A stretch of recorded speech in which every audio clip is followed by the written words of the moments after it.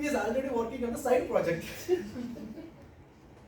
Oh, boss, I decided then, okay, this is the time I need to quit this startup. Within 10 months of operation, I quit this startup because I lost the passion with the business because no one is aligned with this business idea. Without passion, we have no energy. Without energy, there is nothing. So, that is my first startup failed experience in my journey. Going forward, within 3 weeks of time, there was a heavy rain all around my college campus. That time, I was in a deep thought for my next business idea. I saw that so many hostel students from door to door, everyone is ordering food from my nearby restaurants. And the restaurants people were also struggle to give deliveries because it was a rainy day because they are using their own stuffs. I'm talking about not even Uber Eats was present at the time. It's 10 years before. I found that the idea was very fascinating. So I took this idea and immediately I created a billboard by saying food deliveries available from the nearby restaurants. Please call this number. We will deliver to you. Surprisingly, I got 20 orders on the very same day. I was super excited. I immediately picked my two-wheeler and started delivering myself. So within 3 months of time, the business was growing so much. I was super happy. I had 2 more people to run that particular business. But unfortunately, the profit was not that so great. So I decided to quit this startup because my family members was also forcing me to continue the job because I was the only breadwinner at the time. It made sense, but it was a terrible mistake. The business would have been $1 million or $1 billion business by now. Who knows? Friends, the ships at port is always safe, but that's not what ships built for, right? So that was my second failure. I would say that is the biggest regret in my life.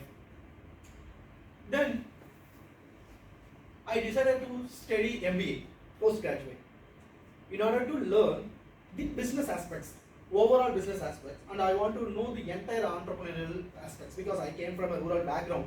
So I want to know the entire aspects. So I decided to start studying MBA from a top business school in India. I was super happy. So I was studying. That time, again my entrepreneur bug bite me one more time. So I found an idea that micro, small, medium enterprises in India are struggling to find trucks to transport their goods from one place to another place. It's a brilliant idea, right?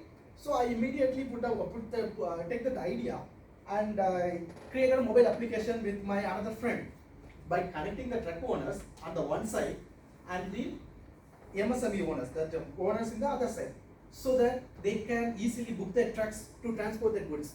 It was a brilliant idea, and I quickly formed a team of 4 people, and we presented this idea to various business competition across India. Luckily, the idea was so good, and we won several competitions, several prizes. So excited again. So I decided to start the startup again, but along with me, my entire team members have another issue, that is educational loan. There's a huge education loan in our burden. I need to repay it. So I began to overthinking about the future. I didn't execute the idea itself.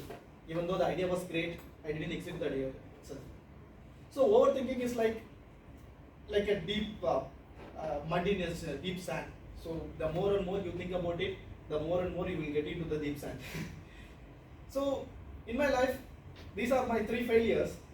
One is I didn't passionate about the first business idea because of my circumstance. The second one is I'm not taking the adequate risk for my second business idea. The third one is overthinking. All these things led to the failure of my 3 startup ideas. This would have been $1 million or $1 billion business idea by now.